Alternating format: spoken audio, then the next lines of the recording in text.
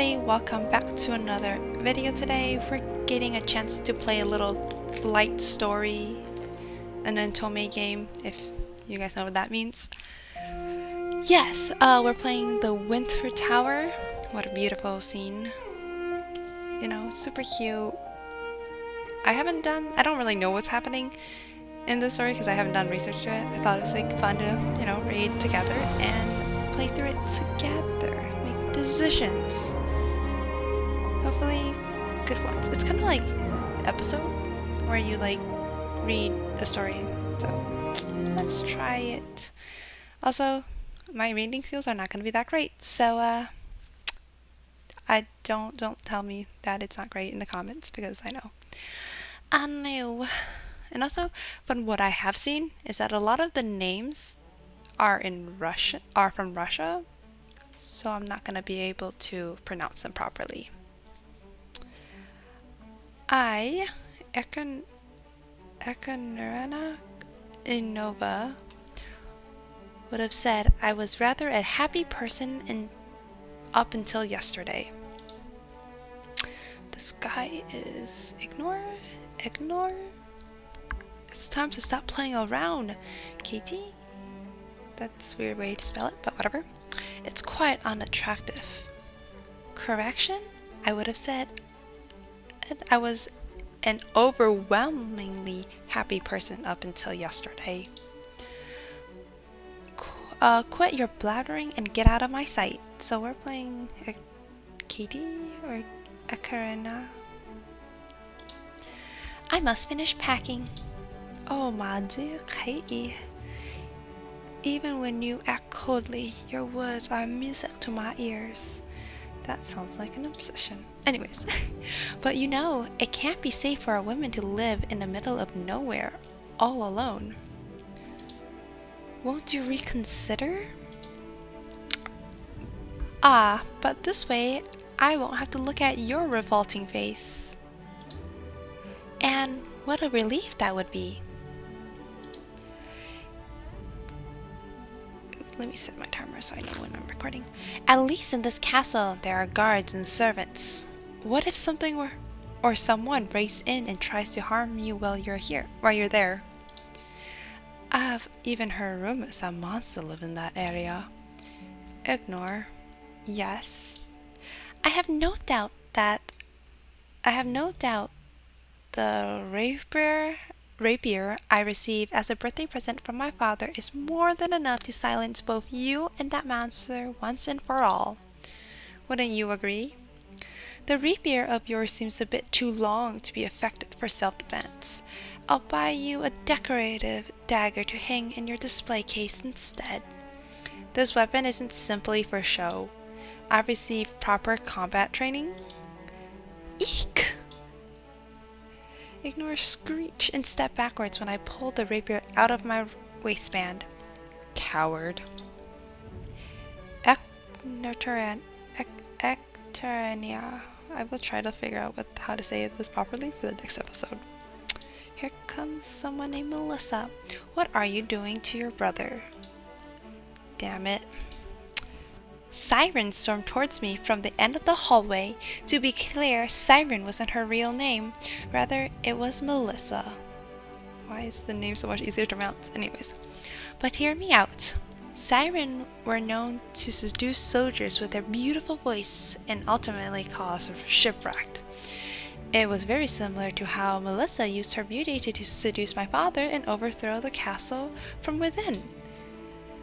Put that thing away this instant.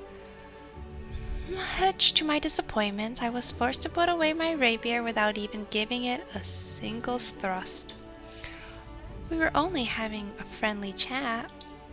I've told you to pack for your trip to the Winter Tower, and here you are scheming to hurt your brother. Are you trying to disgrace our family? You would have kicked me out the moment I lunged at him. You'll never know how many times I have swallowed the urge. And as far as being a disgrace goes, you and your son are the one who deserve that title. Mother is correct. Besides, It's distasteful for a girl to carry around a sword. Disgraceful is the perfect words to describe your perverted behavior. Imagine how disappointed your father would be if he saw you like this, Extranara. His wish is for you to get married and live happily ever after. Yeah, right. Who can say that? Oh, who can say? Perhaps father simply wants me to be, veritress?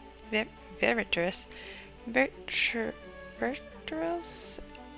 As the rightful heir to Innova family. It's time for you to accept that Ignor is the rightful heir to this family. Is that what father told you before he lost conscience? Tis. Siren's face flashed hot when I attacked the flaws in her statement. Aren't you done packing yet? Get out of here already. Until we meet again. I turned around and focused my attention on the bag I had packed earlier. It was a change of clothes, toiletries, a first aid kit, a pocket knife, and sanitary. Other items of notes that aren't in the bag included the rapier strapped to my waist and a bit of money in my pocket. Was there anything else I should bring with me, I wonder? Yes, there was, or no, there wasn't. It's time to head out. Let's say yes, there was. Let's see what else we can bring. I headed to the garden with my luggage. Romanov was already waiting in the garden and greeted me with a smile. Here are the items you requested, my lady. I examined the pouch Romanov handed me, then placed it in the inner pocket of my coat. Thank you, Romanov. Please look after my father. You are the only one I can entrust this task with. Your wish is my command. Please take care of yourself, my lady. And you as well. As I approached the castle gates, I spotted Shadow, my favorite horse, trotting towards me in the distance. Let's go, Shadow. I signaled to my horse that it was time to begin our journey. She stomped her feet with confidence, then rapidly galloped down the road. The accident had occurred the morning prior. My father, who quite enjoyed horse riding, has been unconscious ever since he fell off his horse. He was fortunate enough to survive. However, his head hit the ground so hard that he still hasn't recovered. If my father passed away before long, it was natural that I would succeed his title. There was no question about it, or at least there wouldn't be if it's not for his second marriage. Siren and her friend, Ignor, shared no blood relation to me or my father. Rather, by law or tradition, however, it was the eldest son who stood to inherit the title. Considering Ignor's age, it was really very possible that he could be named. Considering Ignor's age, it was very possible he could be named the heir.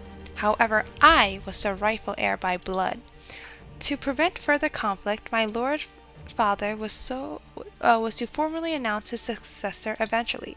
Although he respects my rights of succession, he hasn't finalized his decision, as he wished to take my future marriage into consideration. In his will, he described in great detail how the inheritance will be split. However, his decision on who would succeed his title was nowhere to be found. Of course, he was simply trying to be generous by giving me time to think everything through until I turned 18, when I would be eligible to succeed him.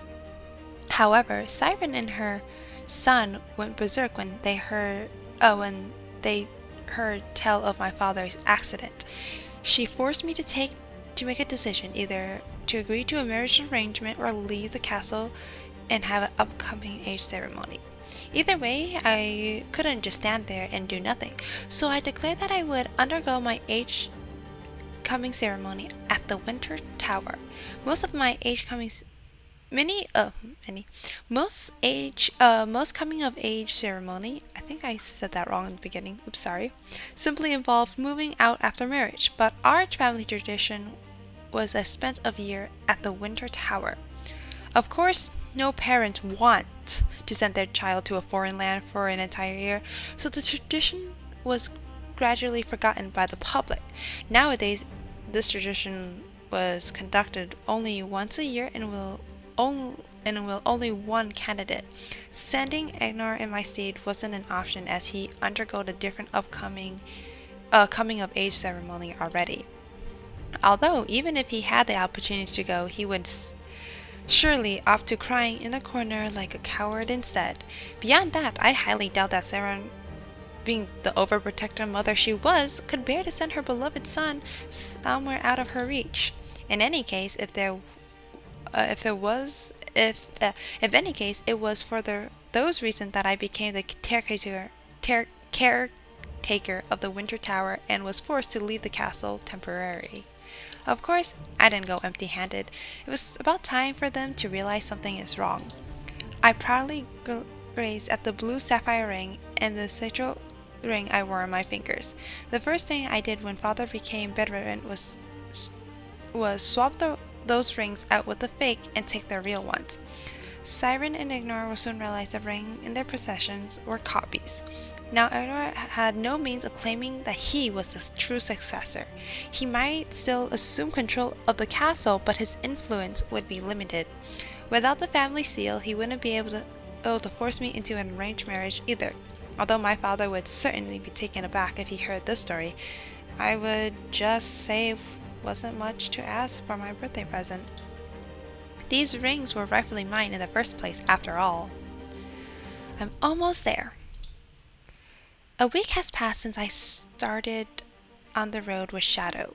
A forest of white birch trees stretched along the frontiers, granting its name the Silver Curtain. Finally, the Winter Castle came into view. The forest keeper I contacted ahead of time was waiting to deliver my mission. This path will lead you to the Winter Tower.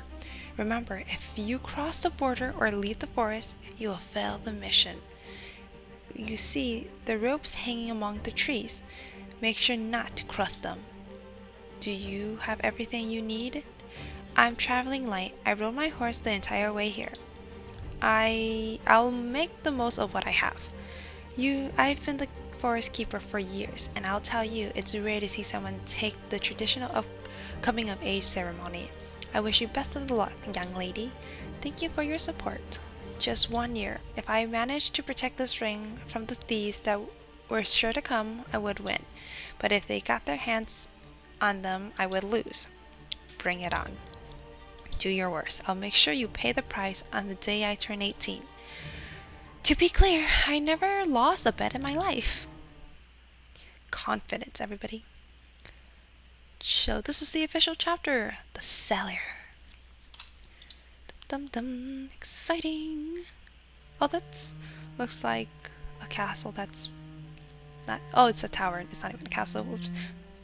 The tower seems massive, even from afar. Up close, I saw the passage of time engraved into its brick, much like an old tree that had endured Mother Nature for millennia. I looked around cautiously, the horse reined in my left hand and my rapier in my right, but all I heard was the rust of leaves from small animals moving about. Good, there's no ambush. Shadow, wait in the forest while I take a look inside. Shadow replied with a neigh and disappeared in the birch tree forest. So they say a monster lives here. Oh well, all living creatures have a heart. Nothing a stab from my rapier can't fix. I never skipped a single training session in my life. I was determined to become Lord Ibnova. I was even confident that I would win most any battle. But of course, that was only if my opponent fought honorably. It was impossible for a single person to fight an army if they aren't a legend hero. Monster or not, I, Ikaria Ivnar, shall destroy anything and everything that stands in my way. I drew the rapier from my waist and stormed into the tower. My first obstacle was rather unexpected. It's locked. Here too. No lock with the other one. Hopefully you guys can hear that. Doors. Nor this. For some reason, not a single door on any floor would budge. It was as if they were cemented into their frames. This tower hasn't been maintained for a very long time. What's the point of keeping these keys? The keys I bought from the castle were useless. What shall I do? It was too early to give up. I should search for tools to open the door. It's impossible to open the doors. I should prepare to camp for the night. I guess I can say it's a little too early. Maybe you can find something, break open the little cement. You know what else is behind the doors, right? I returned outside and looked around the tower. I found a small storage shed and a stable. There should be an axe in there. Unfortunately, the storage shed was locked as well. There was no way to open it through original means. Ordinary means, sorry. All the doors are locked and the only thing I can access is the stairwell. This is just too much. Should I just burn this place down? The little devil on my shoulder whispers sweet nothings, tempting me to set this place ablaze and find a lodge at the town nearby instead. Well, what should I do now?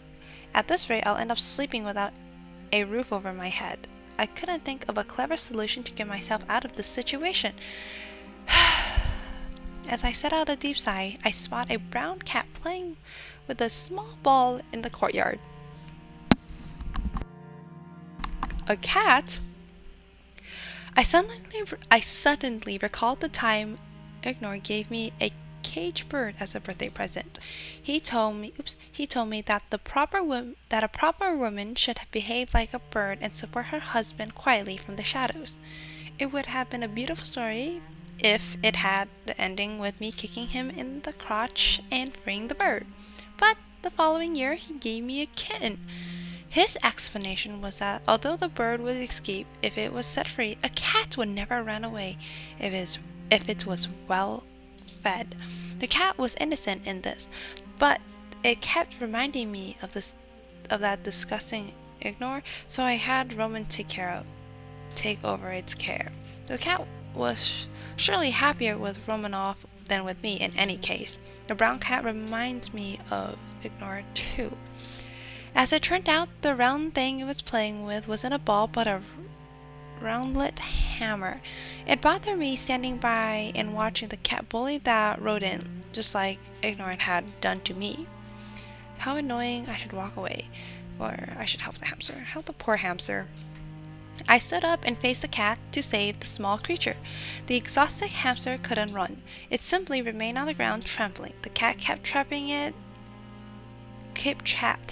at its prey until it got bored, then raised its sharp claws to strike. Suddenly, the hamster sprinted at full speed to escape its doom. As if the first shot had been fired, the cat leaped forward to hunt its prey. No matter how fast a hamster was, there's no way it can escape the agile feline. It was obvious that it would be caught again, but then, what? The hamster, in its desperation to live, ran straight at me.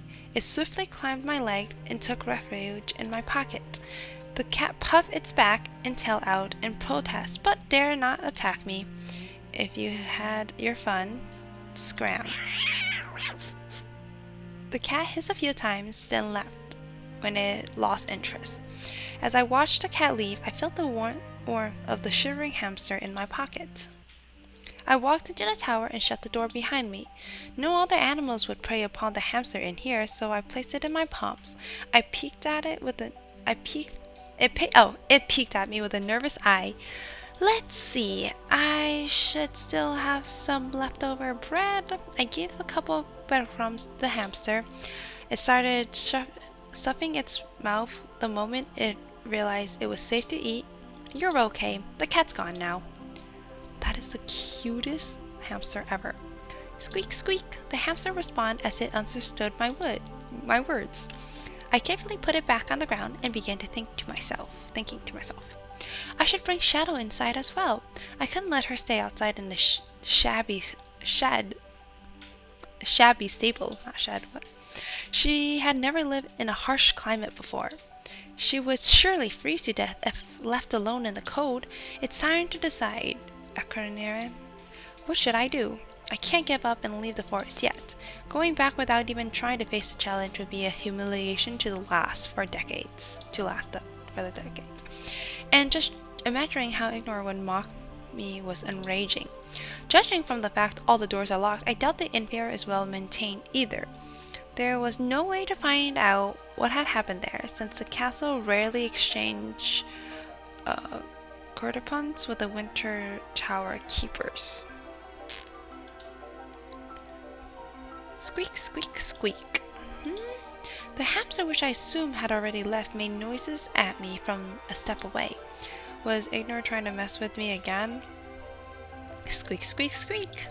When our eyes met, the hamster started to spin in a circle on the rug that covered the landing. Is there something on the rug? Or beneath it? Squeak, squeak, squeak, squeak.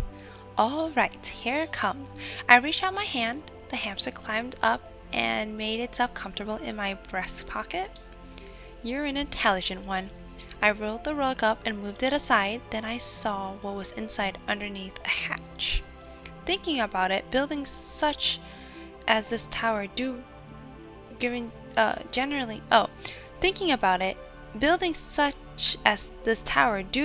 have basements. How did I not think of that earlier? I might have returned home without any knowledge of its existence. I pulled the key out once again. Not this one, nor this one either. Bingo! With a clear click, the lock was released. I slowly opened the hatch using both of my hands. The entrance to the basement was pitch black, like still water. I dove into the darkness with the aid of an oil lamp. It won't be easy to use my rapier in this narrow tunnel. I brought the dagger with me just in case, but I regret not having studied how to use it properly. I would have trained more if I'd known I would find myself in this kind of situation.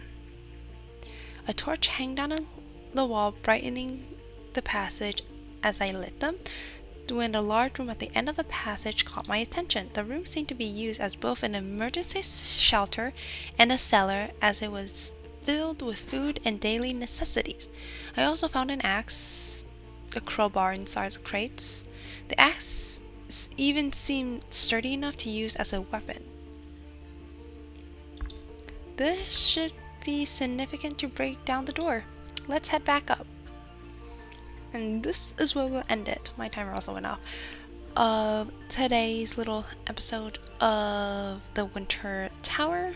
Sorry, my reading is not that great, which is my fault. But I hope you guys enjoyed. And like I said in my update video, that I wanted to play more games, and then I think this little storyline game is like relaxing, and it will be a good break in between all my chaotic videos that I'm gonna have. But stay tuned. I think next week my Discord server will come out.